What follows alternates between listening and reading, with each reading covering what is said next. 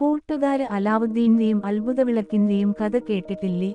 ഇന്ന് മുത്തശ്ശിയുടെയും അത്ഭുത വിളക്കിന്റെയും കഥ പറയാം. ഒരിടത്തൊരിടത്ത് ഒരു മുത്തശ്ശിയുണ്ടായിരുന്നു. മുത്തശ്ശിക്ക് ആരും തന്നെ ഉണ്ടായിരുന്നില്ല. ഒറ്റക്കായിരുന്നു മുത്തശ്ശിയുടെ താമസം. മുത്തശ്ശിയുടെ ചെറിയ വീട്ടില് ഒരു കൊച്ചു വിളക്കുണ്ടായിരുന്നു. തനിയെ ഇരിക്കുമ്പോൾ മുത്തശ്ശി വിളക്കിനോട് ഓരോന്നൊക്കെ സംസാരിച്ചിരിക്കും.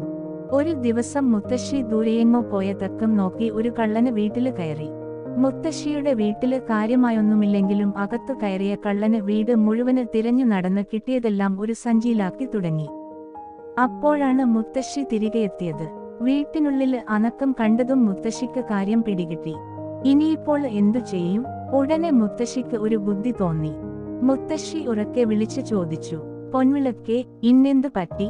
നീ എന്തേ ഒന്നും മിണ്ടാത്തത്? ഞാന് വന്നതറിഞ്ഞില്ലേ?" മുത്തശ്ശിയുടെ ചോദ്യം കേട്ടു കള്ളന് അമ്പരന്നു ചുറ്റും നോക്കി. മുറിയുടെ ഒരു മൂലക്ക് ഒരു പഴയ ഓട്ടുവിളക്കിരിക്കുന്നു. ഇതാണോ മുത്തശ്ശിയുടെ പൊൻവിളക്ക്? അവന് അതിശയത്തോടെ നോക്കി. "അല്ല, നീ എന്താ പിന്നെയും ഒന്നും മിണ്ടാത്തത്? ഇത് പതിവുള്ളതല്ലല്ലോ. വീട്ടില് കള്ളന്മാര് ആരെങ്കിലും കയറിയോ?" മുത്തശ്ശി വിളിച്ച് ചോദിച്ചു.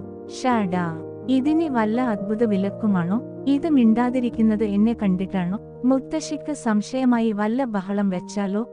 എന്തായാലും വിളക്കിന്റെ പോലെ സംസാരിക്കാം, കള്ളന് കരുതി.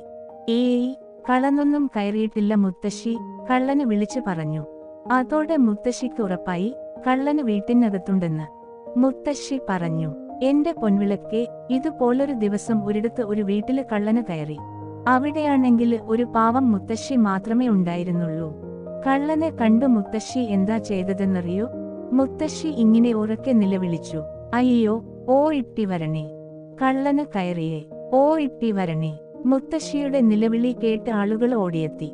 കള്ളന് വീട്ടിനുള്ളില് നിന്നും ചാടിയിറങ്ങി ഓടിയെങ്കിലും ചുറ്റിലും നിന്നോടിയെത്തിയ ആളുകൾ അവനെ പിടികൂടി. മുത്തശ്ശി സന്തോഷത്തോടെ എല്ലാവർക്കും നന്ദി പറഞ്ഞു വീട്ടിനകത്തേക്ക് കയറിപ്പോയി.